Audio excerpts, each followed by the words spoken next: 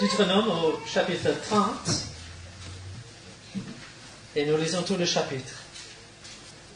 Lorsque toutes ces choses t'arriveront, la bénédiction et la malédiction que je mets devant toi, si tu les prends à cœur au milieu de toutes les nations chez lesquelles l'Éternel, ton Dieu, t'aura chassé, si tu reviens à l'Éternel, ton Dieu, et si tu obéis à sa voix de tout ton cœur et de toute ton âme, toi et tes enfants, selon tout ce que je te prescris aujourd'hui, alors l'Éternel, ton Dieu, ramènera tes captifs et aura compassion de toi.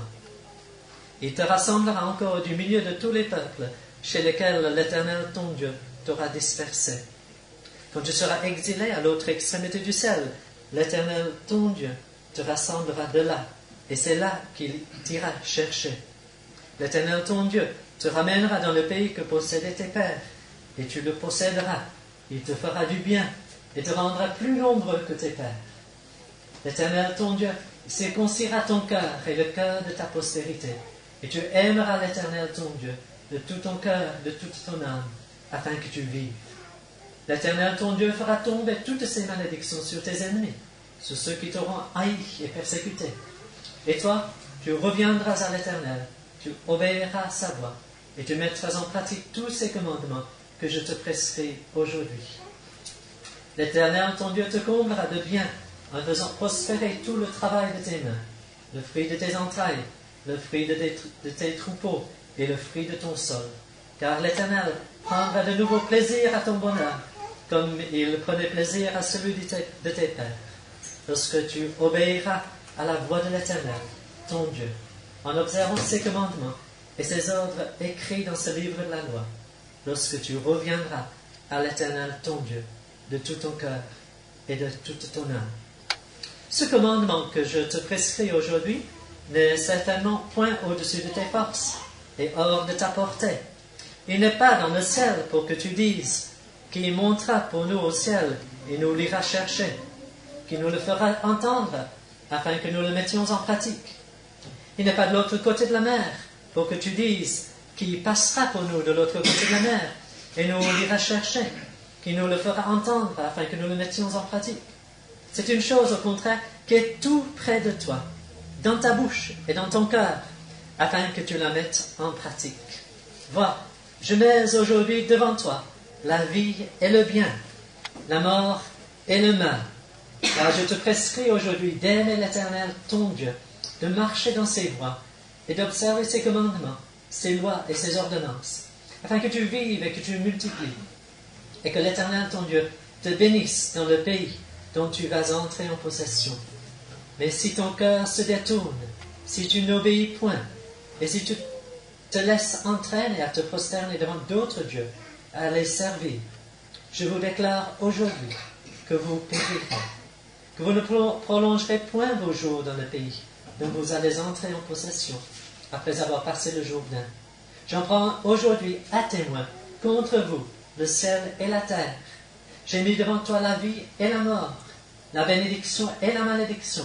Choisis la vie, afin que tu vives, toi et ta postérité, pour aimer l'Éternel, ton Dieu, pour obéir à sa voix et pour t'attacher à lui. Car de cela dépend de ta vie et la prolongation de tes jours.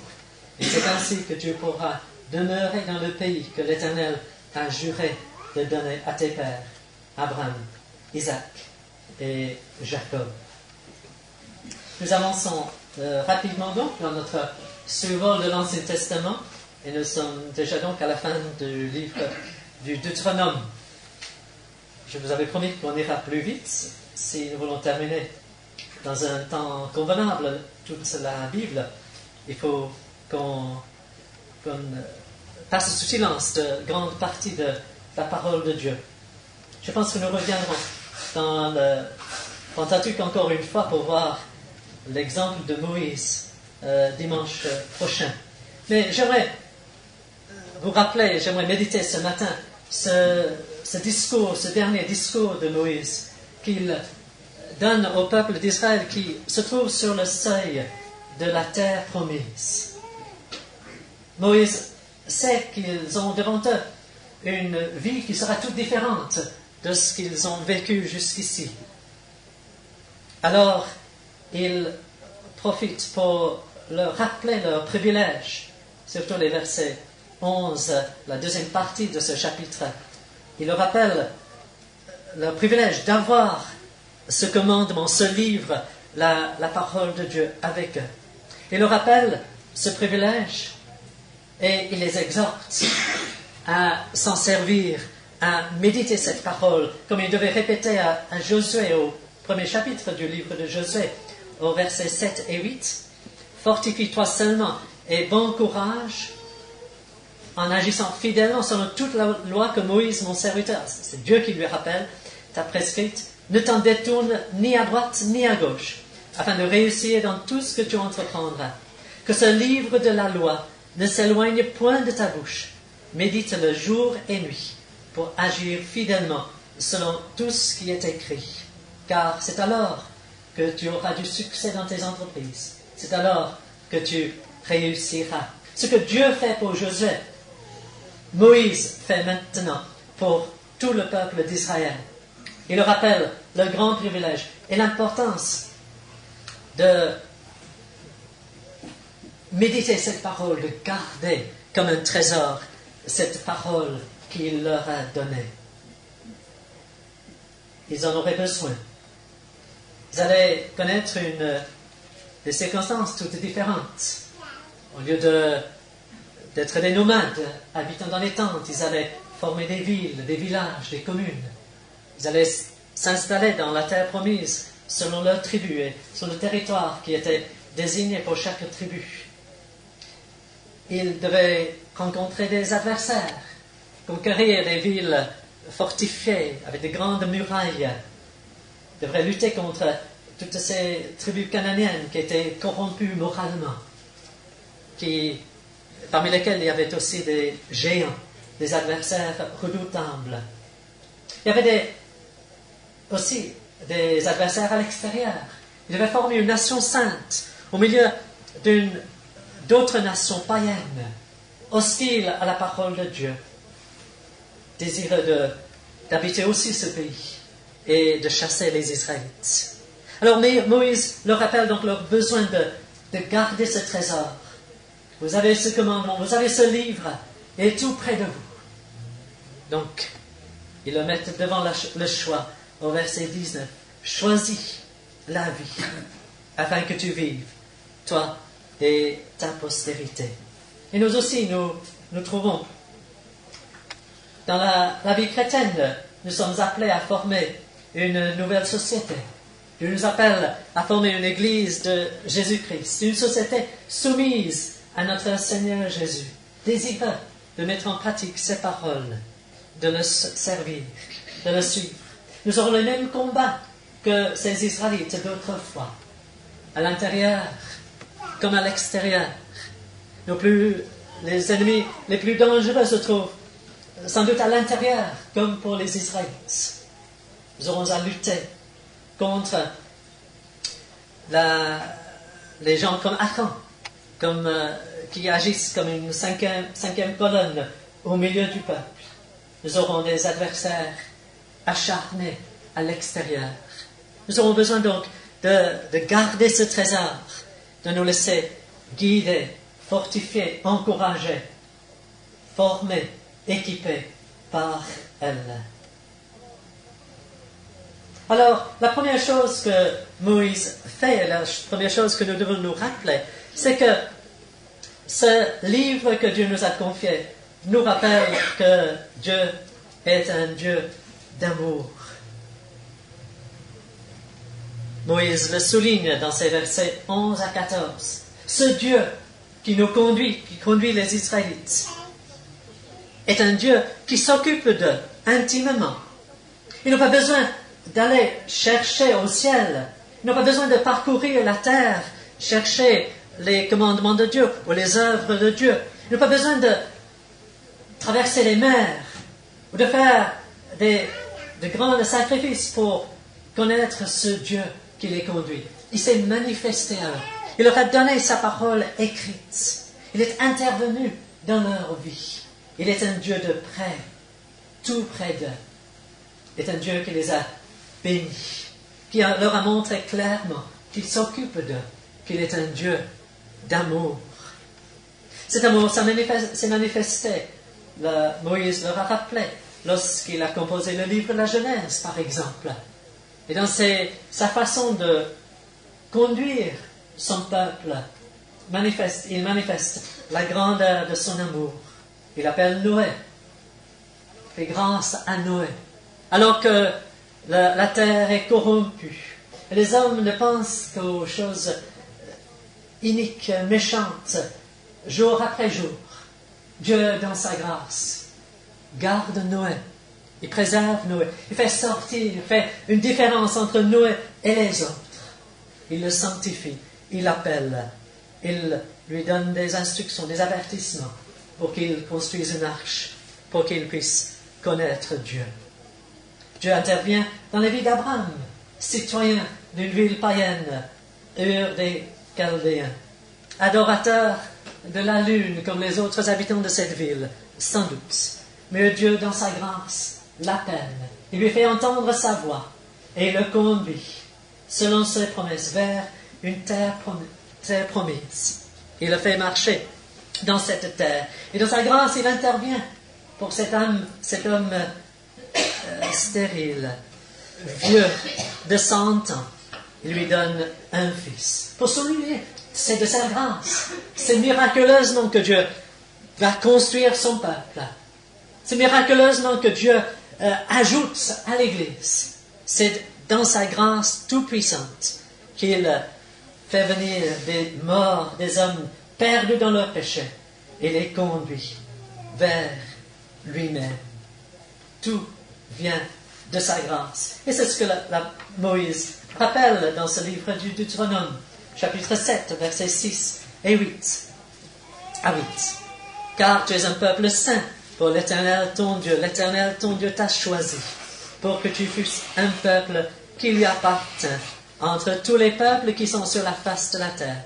Ce n'est point parce que vous surpassez en nombre tous les peuples que l'Éternel s'est attaché à vous et qu'il vous a choisi, car vous êtes le moindre de tous les peuples, mais parce que l'Éternel vous aime, parce qu'il a voulu tenir le serment qu'il avait fait à vos pères. L'Éternel vous a fait sortir par sa main puissante, vous a délivré de la maison de servitude, de la main de Pharaon, roi d'Égypte. Aucune autre explication. Vous pouvez chercher au milieu de ce peuple d'Israël. Vous pouvez chercher dans l'Église toutes les raisons. Vous ne trouvez rien qui attire la miséricorde, la bonté de Dieu. Et il a aimé son peuple parce qu'il les a aimés. Parce qu'il a choisi de les aimer dans son amour et sa grâce infinie. Mais il faut le répéter. Et Moïse le répète. On veut croire toute autre chose. On est prêt à oublier à tout instant. On est prêt à s'enorgueillir, à se croire meilleur que les autres. Alors il faut que Moïse, il faut que les apôtres répètent. Et c'est par grâce que nous sommes sauvés. Tout vient de Dieu. Chapitre 9, donc verset 6. Il le répète. Sache donc que ce n'est point à cause de ta justice que l'Éternel, ton Dieu, te donne ce bon pays pour que tu le possèdes. Car tu es un peuple au cou roide. Au chapitre 10, verset 15. Et c'est à tes pères seulement que l'Éternel s'est attaché pour les aimer. Et après eux, c'est leur postérité. C'est vous qu'il a choisi d'entre tous les peuples, comme vous le voyez aujourd'hui. Chapitre 14, verset 2. Car tu es un peuple saint pour l'Éternel ton Dieu, et l'Éternel ton Dieu t'a choisi, pour que tu fusses un peuple qui lui appartient entre tous les peuples qui sont sur la face de la terre. Chapitre 15, verset 15. Tu te souviendras que tu as été esclave au pays d'Égypte, et que l'Éternel ton Dieu t'a racheté. C'est pourquoi je te donne aujourd'hui ce commandement. Et 33, verset 29. Encore un dernier bijou dans ce livre. Que tu es heureux, Israël, qui est comme toi, un peuple sauvé par l'Éternel, le bouclier de ton secours et l'épée de ta gloire. Tes ennemis feront défaut devant toi, et tu fouleras leurs lieux élevés. Qui est comme toi, peuple aimé de Dieu? Qui est privilégié comme nous? Que Dieu, qui connaisse l'amour de Dieu. Combien nous devons chanter. Oui, Dieu a manifesté son amour envers nous en ce qu'il a donné son Fils.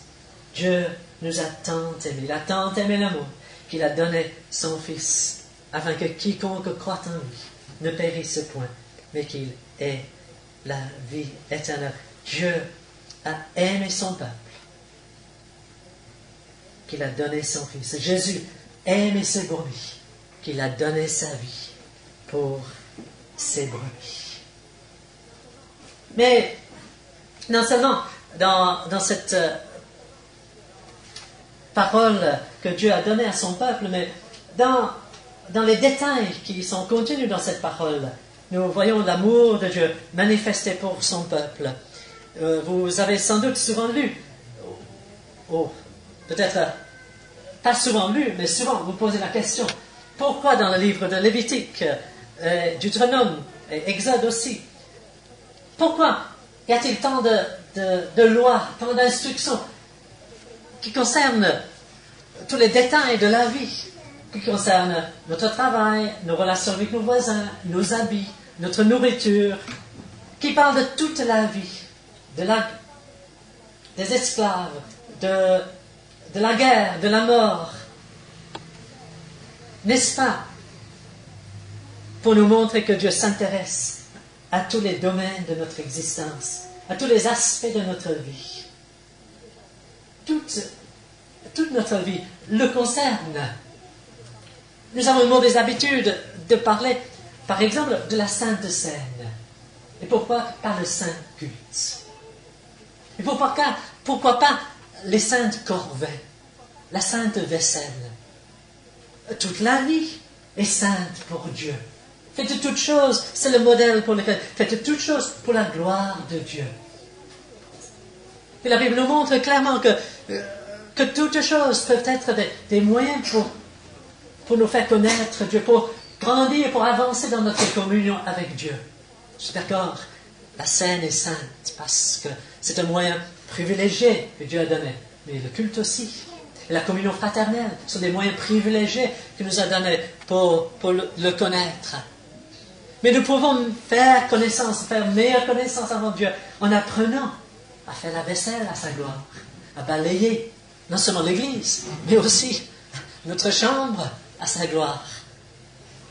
Et dans tous les domaines de la vie, dans nos relations avec nos voisins, avec notre mari, notre femme incrédule, avec nos voisins difficiles, avec nos enfants, nous pouvons apprendre à mieux connaître Dieu.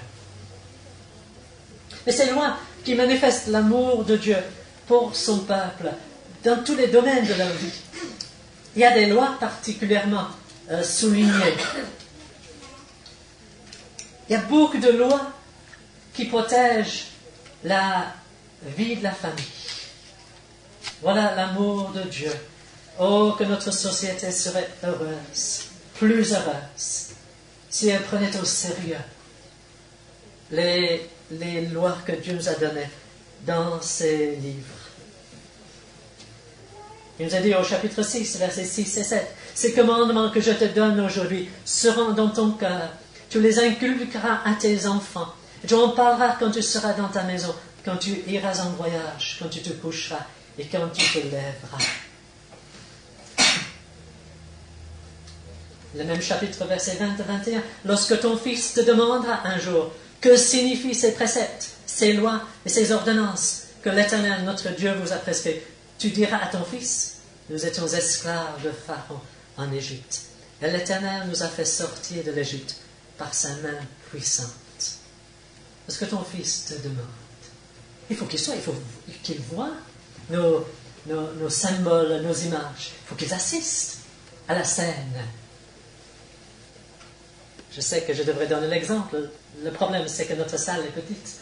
Et que si j'emmène toute ma famille, qui venait autrefois, lorsque nous étions dans Boulevard Thiers, nos enfants assistaient, mais nous ne pouvons pas ici, il serait plus difficile. Mais vous qui avez des familles moins grandes, vous devrez les inviter à la scène pour qu'ils voient et pour que vous puissiez leur expliquer ce qui se passe. Mais ce qui est intéressant et important de souligner aujourd'hui, c'est Dieu protège la vie de la famille en Israël. Toutes les lois, toutes les exigences qu'il donne concernant la sexualité, concernant le mariage. Pas de sexualité avant le mariage. Et lorsqu'on se marie, on se donne entièrement sans réserve. On se donne jusqu'à la mort. Ne voit-on pas dans ces lois exigeantes que les Israélites ont observées une raison qui explique que le peuple d'Israël a gardé son identité jusqu'à aujourd'hui. Malgré 2000 ans pendant lesquels Israël n'avait pas de patrie, n'avait pas de gouvernement, n'avait pas d'État, n'existait pas.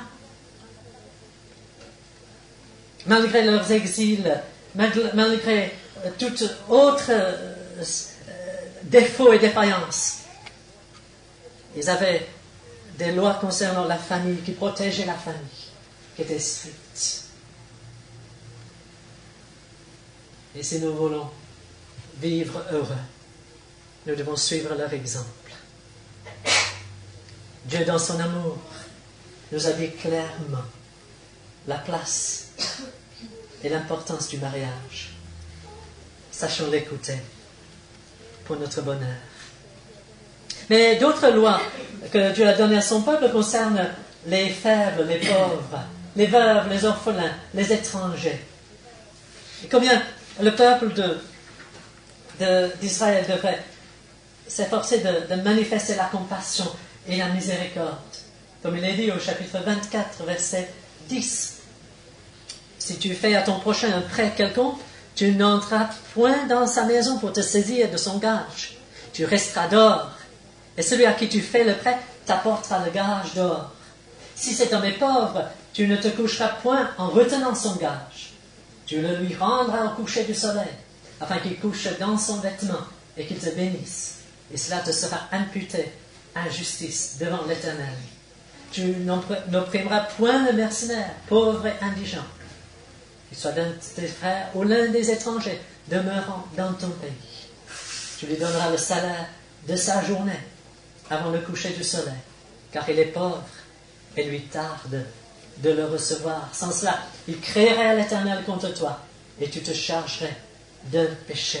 Combien d'autres lois concernant la moisson, concernant l'aide qu'il devait apporter aux glaneuses, de laisser lors des vendanges des grappes de raisin pour les pauvres, pour manifester que le peuple de Dieu devrait être connu pour sa compassion, sa miséricorde, sa générosité.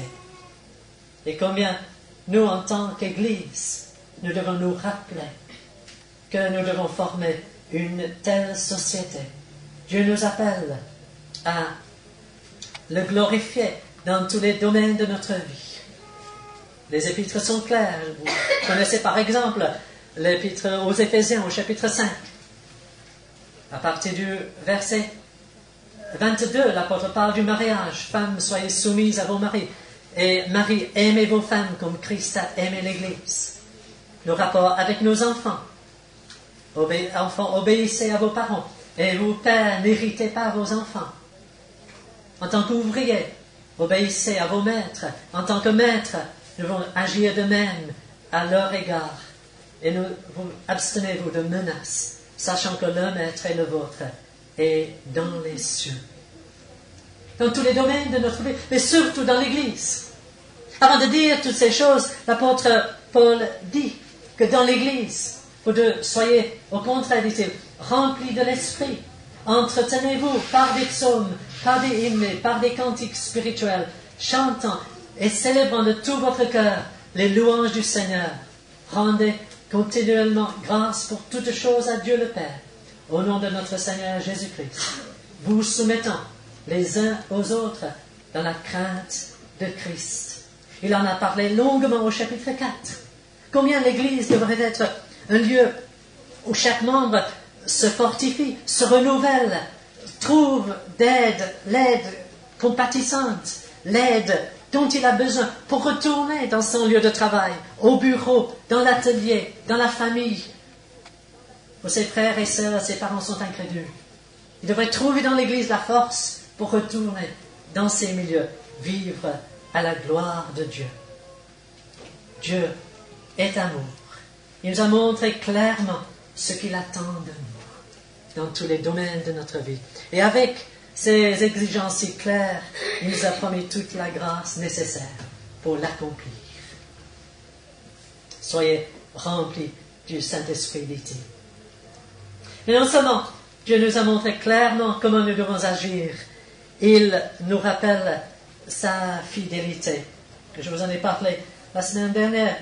Et Moïse rappelle au peuple d'Israël la fidélité de Dieu.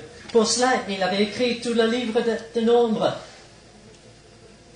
que Dieu a manifesté son amour. Car malgré leur murmure, malgré leur révolte,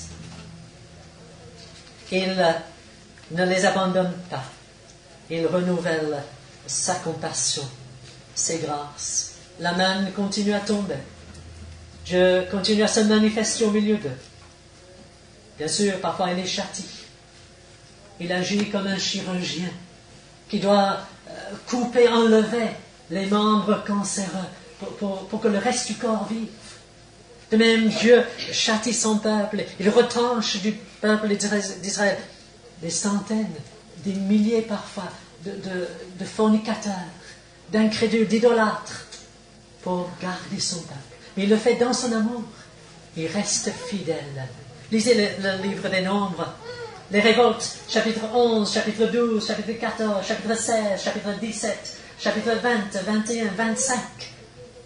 Mais malgré toutes ces désobéissances, Dieu reste fidèle. Il ne les abandonne pas. Et comme Moïse le rappelle dans ce livre, au chapitre 8, Dieu t'a humilié. Il t'a fait souffrir de la faim. Il t'a nourri de la manne que tu ne connaissais pas et que n'avaient pas connu tes pères, afin de t'apprendre que l'homme ne vit pas de pain seulement, mais que l'homme vit de tout ce qui sort de la bouche de l'Éternel. Ton vêtement ne s'est point usé sur toi, et ton pied ne s'est point enflé pendant ces 40 années. Reconnais en ton cœur que l'Éternel, ton Dieu, te châtie comme un homme châtie son enfant. Il a été fidèle.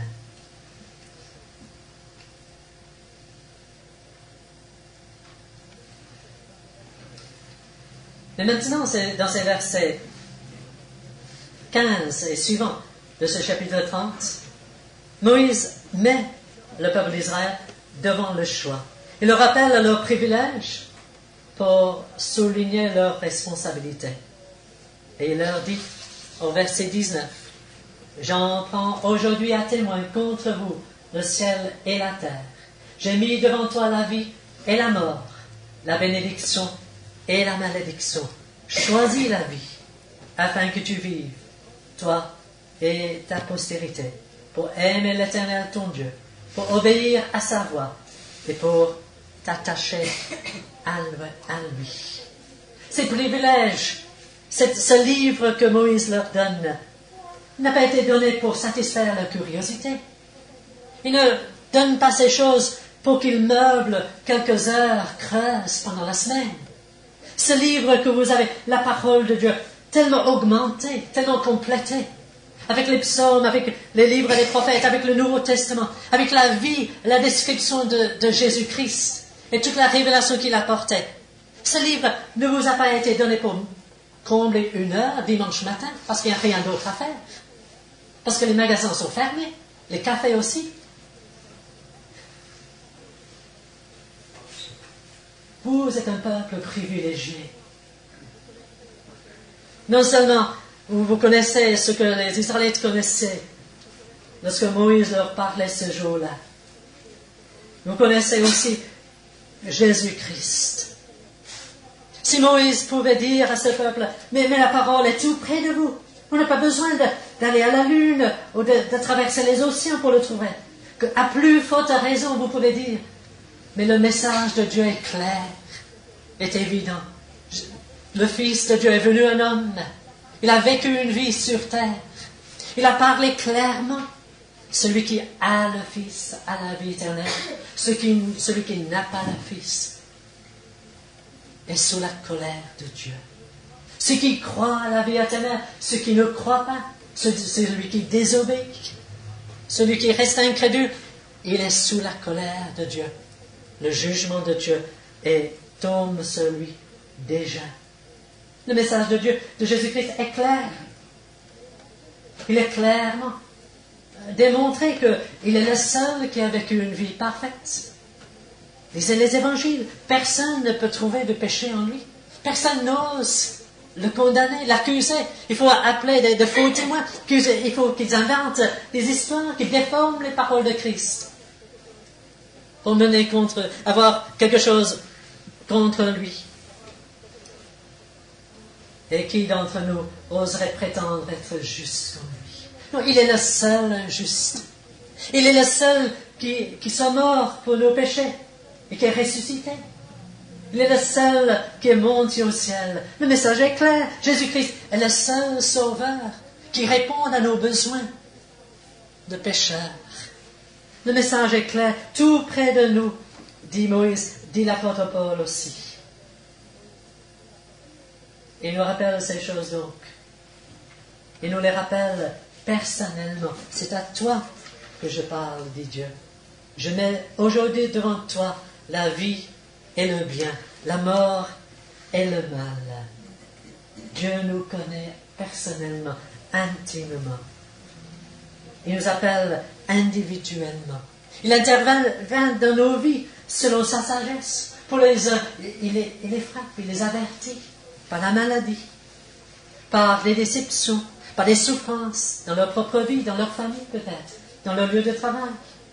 Il nous rappelle que notre vie est si fragile, si courte, que c'est aujourd'hui le jour du salut. Aujourd'hui, nous devons penser à lui. D'autres, il donne la santé, il comble de bien, il montre combien il est bon, combien il est patient, lent à la colère. Il donne une longue vie. Il accorde toutes sortes de grâces. Il se manifeste, il nous appelle individuellement, personnellement. Pense à moi. Écoute-moi. Viens à moi. Mais il nous appelle aussi solennellement.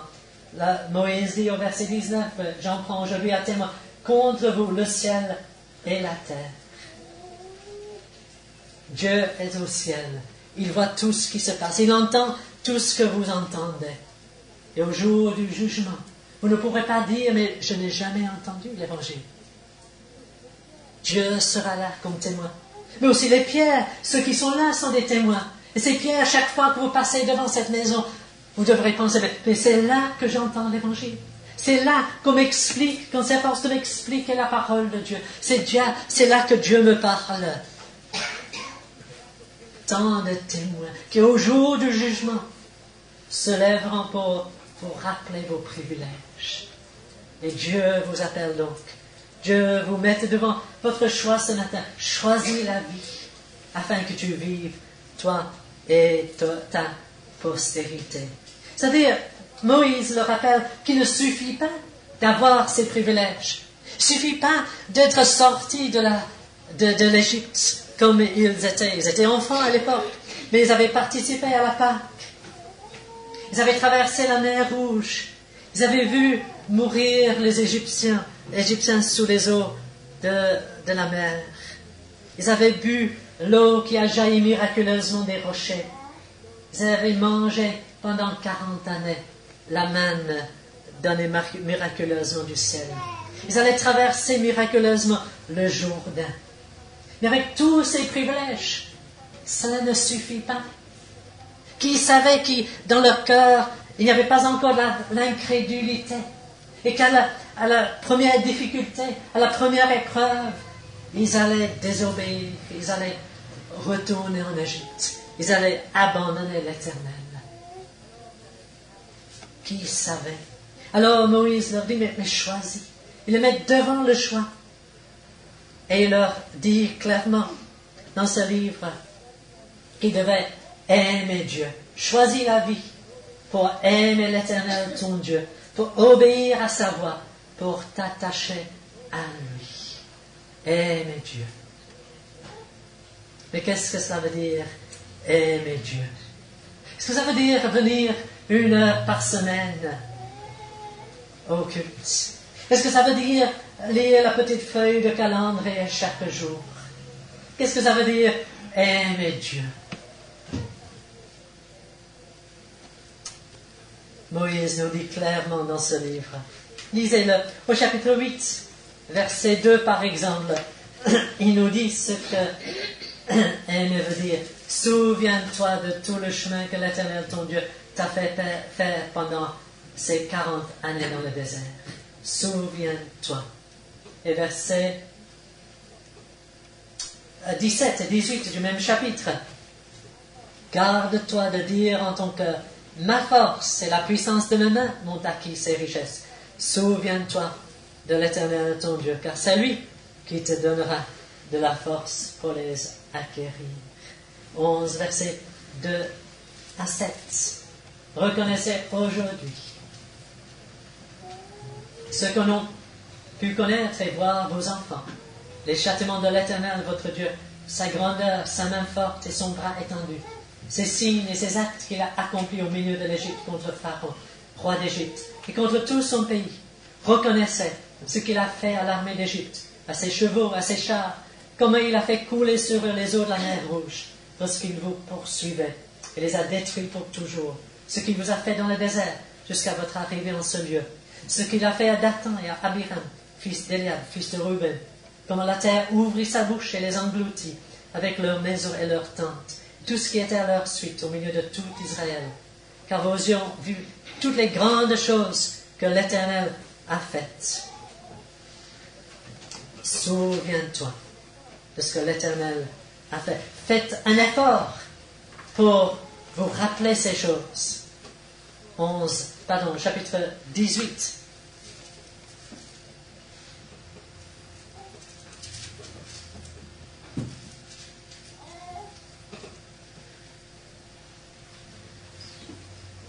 Pardon. C'est une autre référence, excusez-moi. Mais combien de fois Moïse leur rappelle de faire un effort pour rappeler ce que l'Éternel avait fait pour eux. Et combien les apôtres nous rappellent aussi de nous souvenir de ce que Jésus-Christ a fait pour nous et pour notre salut. Souviens-toi, dit l'apôtre, comme nous avons lu tout à l'heure à la scène, dans Éphésiens chapitre 2, au verset 11. Autrefois, vous étiez païens dans la chair, mais maintenant, en Jésus-Christ, vous qui étiez jadis éloignés, vous avez été rapprochés par le sang de Christ. Chaque chrétien devrait se rappeler sans cesse ce que Dieu a fait pour lui. Notre Seigneur lui-même a dit, faites ceci en mémoire de moi. Faites ceci en mémoire de moi. Aime-t-on beaucoup le Seigneur lorsqu'on peut s'abstenir de la scène si facilement, pendant longtemps, sans revue de conscience? Peut-on négliger ce commandement du Seigneur alors que nous avons tellement besoin de méditer ses souffrances, de nous rappeler ce qu'il a souffert pour nous sur la croix? Aimer, c'est ne pas oublier, entretenir le souvenir de notre Dieu et de son amour. Aimer, c'est aussi craindre. Moïse nous dit au chapitre 6, 2 et 5, afin que tu craignes l'Éternel ton Dieu, en observant tous les jours de ta vie, toi, ton fils et le fils de ton fils, toutes ses lois et tous ses commandements. Au verset 5, tu aimeras l'Éternel ton Dieu de tout ton cœur, de toute ton âme et de toute ta force. C'est ça, craindre Dieu, l'aimer. Ou comme il dit au chapitre 11,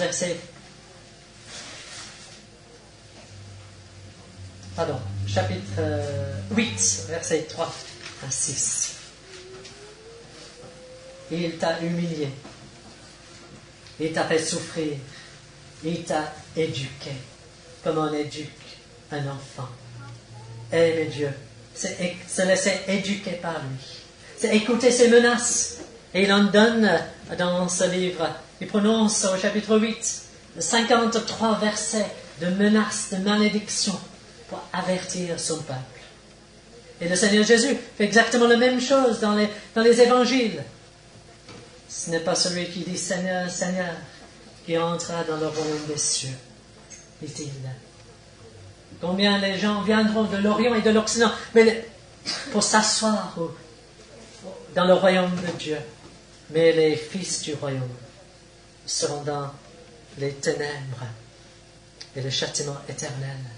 Et aimer Dieu, c'est craindre, écouter ses menaces, prendre au sérieux ses avertissements. Comme l'apôtre Paul, être toujours conscient que nous devons tous comparaître devant le tribunal de Dieu pour rendre compte pour notre vie.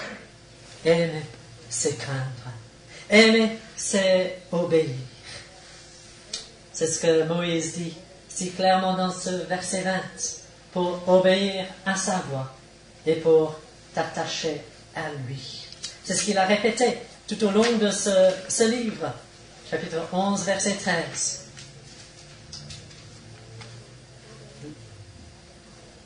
Si vous obéissez à mes commandements que je vous prescris aujourd'hui, si vous aimez l'Éternel votre Dieu, et si vous les servez de tout votre cœur et de toute votre âme, je donnerai à votre pays la pluie en son temps.